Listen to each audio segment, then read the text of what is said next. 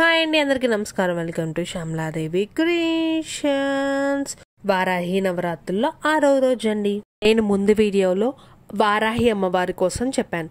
ఎవరైనా వినలేని వాళ్ళు ఉంటే ఆ వీడియో వినేసి ఈ వీడియో రాండి.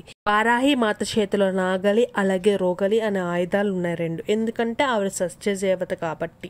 మీరు గమనించారా, వర్షాకాలం మొదలైంది, అలాగే వారాహి నవరాత్రులు కూడా మొదలైనాయి. అలాగే అమ్మవారి వాహనాన్ని నడిపే వాళ్ళెవరు? అశ్విని దేవతలు.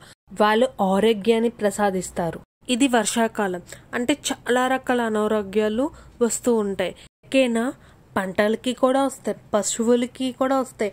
అందుకే అమ్మ అందరినీ కాపాడుతుంది, ఆరోగ్యాన్ని ప్రసాదిస్తుంది. అందుకే సస్య దేవత. నిన్నటి వీడియోలో నేనేం చెప్పాను? హైజీనిక్గా ఉండాలి.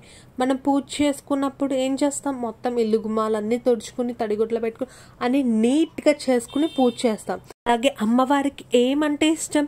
బెల్లం పానకం అంటే ఇష్టం. బెల్లం పానకం దేంతో చేస్తాం? బెల్లం, మిరియాలు, ఏలకలుతో చేస్తాం పానకం.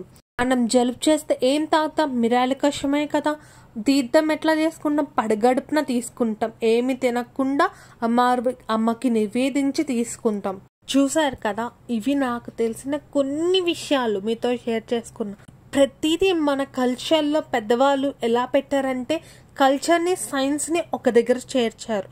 మీరు గమనించవలసినది, మనకి తెలియని విషయాలు ఎన్నో పూజల రూపంలో, వ్రతాల రూపంలో పెడుతున్నారు మన పూర్వీకులు.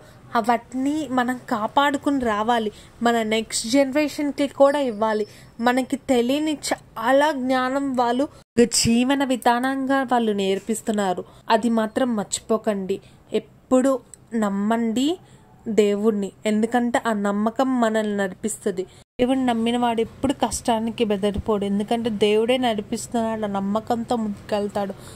ఆ నమ్మకం మనలో ఎంతో కాన్ఫిడెన్స్ నింపుతుంది.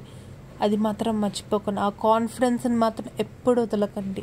నెక్స్ట్ వీడియోలో అమ్మవారి కోసం ఇంకా చాలా విషయాలు చెప్పుకుందాం. చూస్తున్నారు కదా, పిల్లల్ని స్కూల్లో పంపించి నా పనులన్నీ చేసుకుని నాకి ఒక ముగ్గు వేయమన్నాను.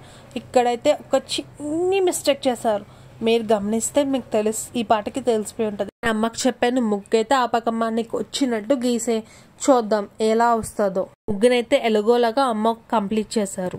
పర్టికులర్గా చూస్తేనే ముగ్గులో డిఫాల్ట్ తెలుస్తుంది, కానీ లేకపోతే ఏదో కొత్త రకమైన ముగ్గులా ఉంది. దానికి నేను కలర్స్ దిట్టాను. లైఫ్ కూడా అంతే అండి. చేసిన చిన్న మిస్టేక్ అక్కడితో ఆగిపోతే లైఫ్ ఆగిపోద్ది. కానీ ఆ మిస్టేక్ని మనం ఓవర్కమ్ చేసే లైఫ్లో ముందడిగేస్తేనే విజయం అనేది మనం వరిస్తుంది. ఆ మిస్టేక్స్లో నేర్చుకున్న గుణపాఠాన్ని ఒక లెసన్ కింద తీసుకుని ముందు అడిగేసి అలాగే ఆ ముగ్గులాగా కలర్ఫుల్గా మన జీవితాన్ని మార్చుకోవాలి. ఈ రోజుకైతే అంతే. Thanks for watching. బాయ్.